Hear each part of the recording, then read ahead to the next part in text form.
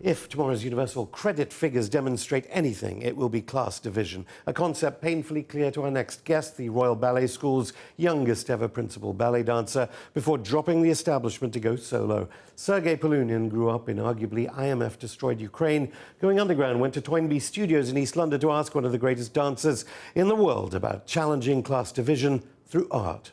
Thank you so much for inviting us to the dance studio. Before we even get to the Italian tour, the premiere of Romeo and Juliet in Verona, what do you think about the critics here in Britain? Do they fear you? What's been your reaction to your Palladium shows? I don't really know what to think about it. It's an interesting observation, and a few times they stopped me, going forward in a way.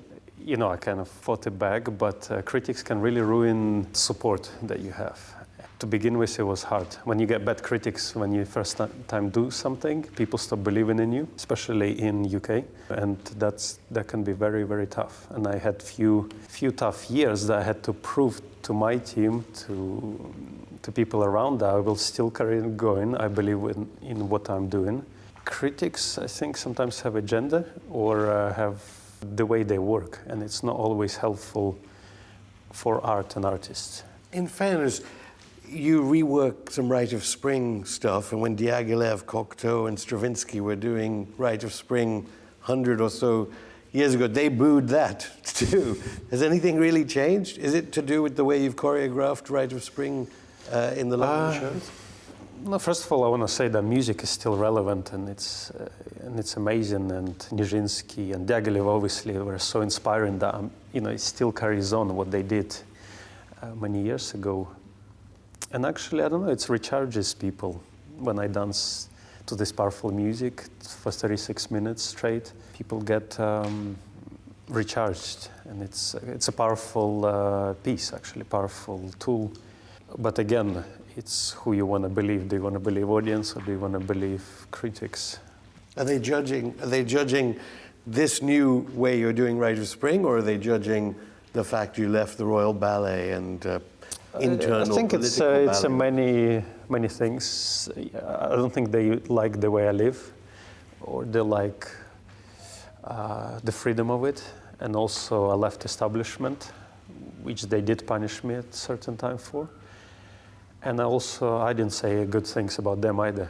So it's like, I don't think they're a positive thing in the world, and they don't think I'm a good for the culture.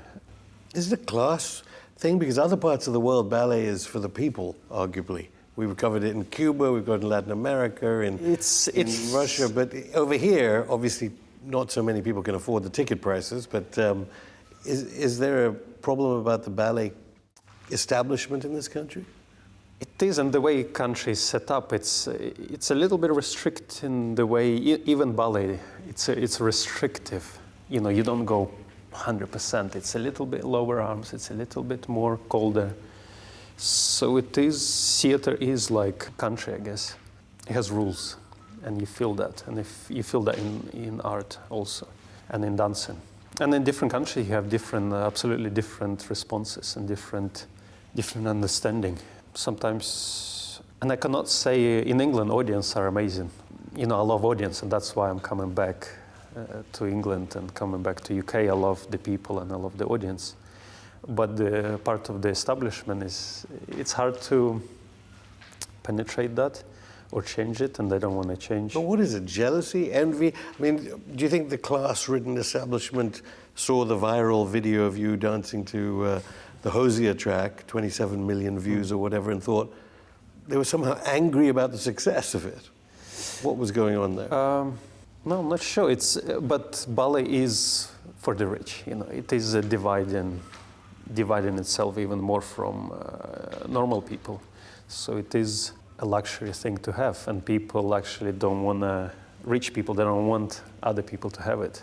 You're going to do Romeo and Juliet, premiering it in one of the best preserved ancient arenas on earth. What are you expecting of that show in Verona? In Verona, for me, I have goals in life, and one of the biggest goals was to perform for arenas and to be able to, with my own team, with my own production, to create classical work, which is the hardest to put on. You need to have resources, you need to have time, you need to have teams, you need to build sets. So first time I'm actually achieving these two big goals. I'm putting classical ballet. I will be doing classical work that everybody loves me doing, and I studied that. In the hometown of the plot of Romeo and Juliet. Exactly, and it happened by accident. It wasn't like planned, oh, it's Verona and it's going to be Romeo. It wasn't. It's just I wanted to work with Johan Coburg, choreographer, who by chance wanted to do Romeo and Juliet, and I got invitation from Arena di Verona to do something at the same time. And I was like, oh, this is a perfect opportunity to combine the two. People will enjoy it who is now, who listens to rap, who listens to rock. They can easily go there and say, oh, that's cool, that's great. Presumably you were a bit disappointed with these LGBT plus activists because you just mentioned rock, because I know that you're on the record for liking Freddie Mercury and Elton John and various other famous pro-LGBT activists, although Freddie Mercury arguably not. What did you make of these activists trying to shut it down? It is underground waters, and actually some people don't want to let me into Italian market. It is a competition, and certain people control that market, and they don't want other people to come in and suddenly to have this freedom of doing whatever they want to do. Who? I'm not going to say names, it's going to be bad, but they put these rumors out, and it happens to me quite often in the big theaters. When it's competition, other dancers go to direct and say, this is my place.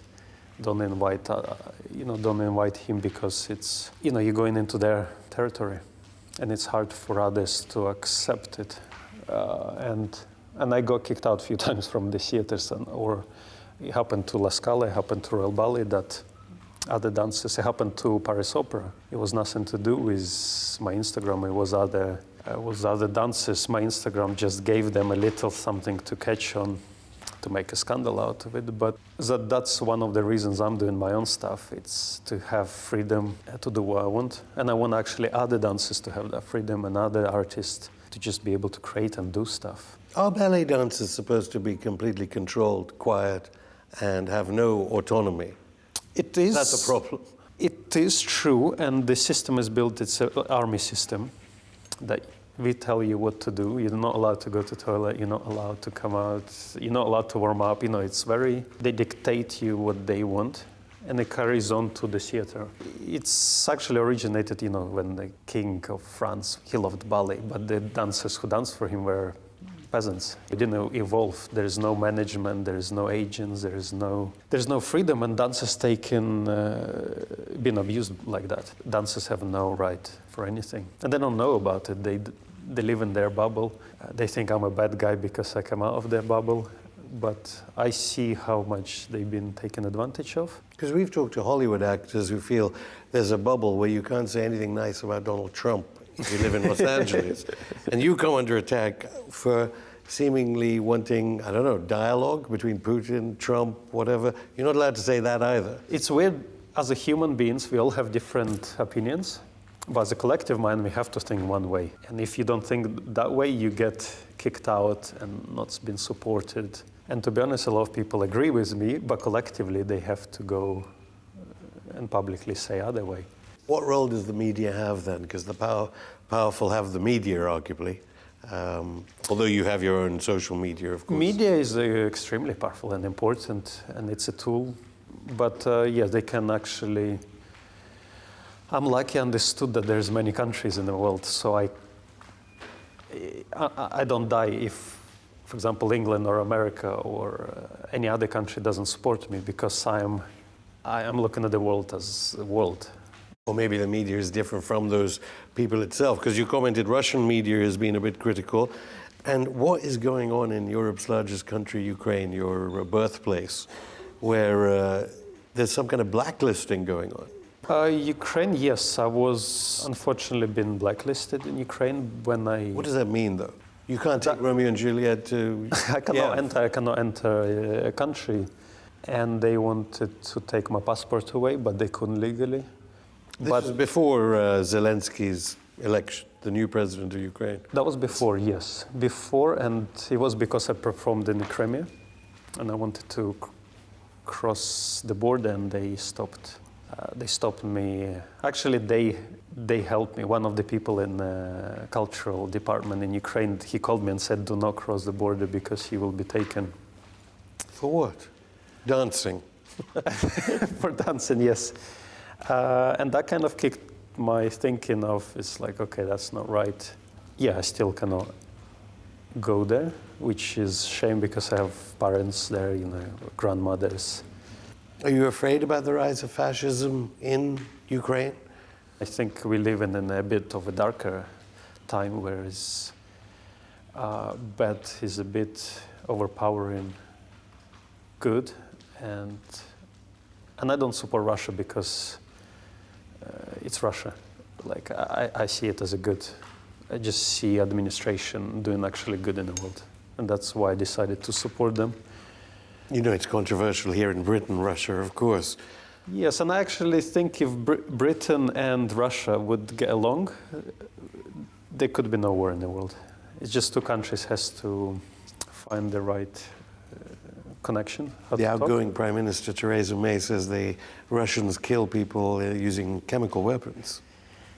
I mean, it's a lot of... No, I don't think so. I mean, the Russian government do deny it. I'm going to get onto the film career in a second, but do you think ballet education is getting better since the days when your parents had to save so much money for you to be educated? No, what's good worse? about this education is that you want to get out. It's the hunger of having a better life, that you work harder, and you don't want to stay there and you don't want to come back there. So that hunger made you work harder than the rest, because if you live in the comfortable conditions, it's like, why should I push? What's the goal? What's the bother? For me, it was an escape, an opportunity, and that's why I worked harder, to help the family, to help myself, and that gives you this adrenaline and the goal and the power to go forward. What is it about ballet, then, that is so political? Because Cocteau was associated with the French Communist Party. We did something on this program about Carlos Acosta, who was shocked everyone by going back to Cuba after he was in London. Nureyev, of course, used by the Americans as a Cold War tool. Why is it always ballet more than any other art form, arguably? I mean, around ballet is extremely important and influential people because it stayed there. So around it, it's business people, politicians, it is important people actually around it. But also, if we come back to the original of human nature, it used to be a shaman dancing and people used to worship him and stand around and see this one thing dancing who was a leader. And when people see you dance, they kind of worship you, they put you in a different level. And they listen to you, and they want to be like you, or they're inspired by you. So you have that power of influence people. But dance is sort of language that's not yet discovered fully. It's incredible, powerful language. We dance at the weddings, we dance at the parties. We just restrict ourselves where we can dance and where we cannot dance. But that should be in our DNA. It is in our DNA. We just need to use it. What's it done to you when you fight against those in power who want to use your power then as a dancer? I like to help people who I think need help and I believe in. If I see an artist who needs help to be able to do a movie, for example, dance movie, I will give myself and my time to that person if I believe in that person. If I believe in a politician that he's doing the right thing, I will give my time and my vote and devotion to him. But if you're an artist and the establishment wants to crush you, what advice would you give that artist? Fight back or just... The only thing can crush you is yourself. It's you and yourself. Nobody can do anything unless you start destroying yourself. For example, if somebody says something, an actor, an establishment wants to get rid of him, he starts to drink, he starts to take drugs, he starts to kill himself, basically. And then he cannot come back ever. if you know where you're going, if you have straight vision, if you're sober, if you have amazing people around you who you have to trust and surround, nothing can stop you. You build your own establishment. Having said that, big mainstream films do like you. You were in Murder in the Orient Express with Kenneth Branagh, Red Sparrow. Just tell me about the new one, Passion Simple. Just finished. Passion Simple, yes, it's with Daniel Arbit, amazing director. It's a story about a love relationship between a man, French woman, and a Russian man. And it's a true story, and it's very passionate and a very good film. I think if I didn't mess it up, it's going to be an amazing movie because everything was top notch. It was arty, it was camera work, it was an amazing actress and actors around me. Are you going to do more film? I mean, I should ask whether any of the performances of this version of Romeo and Juliet are going to be available on video as well. It is in mind. I would love to film it. I would love to film it properly. And I think dance language in the movie is going to be very soon big. And it's going to happen soon. And if we're not going to jump on it, somebody else will. Were you surprised when the viral video went out and people who might not normally watch ballet were almost introduced to it? I was, and I was in a negative state at that time. And when I saw a video, I actually was disappointed. And I thought, disappointed that it was successful? Or? No, I just thought it didn't happen. It's just not good enough to me. It was my dancing. And when they put it out, when David LaChapelle put it out on YouTube, people were starting coming up to me and saying, "Oh, this is an amazing video." And I was apologetically saying, I was a little bit embarrassed by it. Suddenly, I realized I have to go towards light, not to be the bad guy, but to be the good guy who inspires people. That's, to me, was more effective and more powerful. And you personally really were down. It wasn't a case of Stanislavski and technique. No, it wasn't. And actually, the war was just starting to go in Ukraine. And I was crying for 9 hours during the video. And it helped me thinking about this young man dying. It's helped me. This was during the sniper fire in the square from Ukraine? Yes, that was going on. And then there was... Suspected agents provocateurs, of course. And then there was actually started the war, this useless war on the borders. And actually one of the people there who were, as a crew member, he went to fight and he disappeared forever. So... In Donbass? Yeah. On the northeast. What do you think of the media coverage of all these sorts of events then? Because when you talk even about that in Ukraine, if you read the mainstream media reports here in Britain, they'd have rather a different view. I don't think you can trust it. And it's interesting traveling around the world, because you see different media coverages, and it's all different. And when it comes to art criticism, will you forgive all these critics when you're here, say, back on top in Britain, or will you not forgive them? When they're desperately trying to get an interview with you, actually, in a few years' time. For me, I'm thankful that they're writing about me. To me, it's already amazing. So good and bad is like, to me, I'm thankful that somebody actually thought of me. So that gives me... But they're saying it's terrible. Now it doesn't affect me. It just was hard 2 years ago when I didn't know that will happen, and my team wasn't prepared, and establishment listens to critic, which is they don't make it their own mind, they listen to newspapers. I don't know whether you caught Glastonbury, the big music festival here, one of the largest in the world, and Stormzy, the most mainstream grime star really, came out and talked about ballet and racism in ballet. I don't know whether you caught his show, because he was talking about the color of ballet shoes. They were only one color for ages and ages. Signs that ballet is getting more and more mainstream, that it was up there in Glastonbury. It still works as it worked 100 years ago. I don't see that much sort of we change the way it's represented. I don't know. Yeah. It's very has many boundaries, too many boundaries. Sergei Polunin, thank you. That's it for this episode of Going Underground. You can watch Sergei in Verona on the 26th of August. Keep in touch via social media. See you on Wednesday.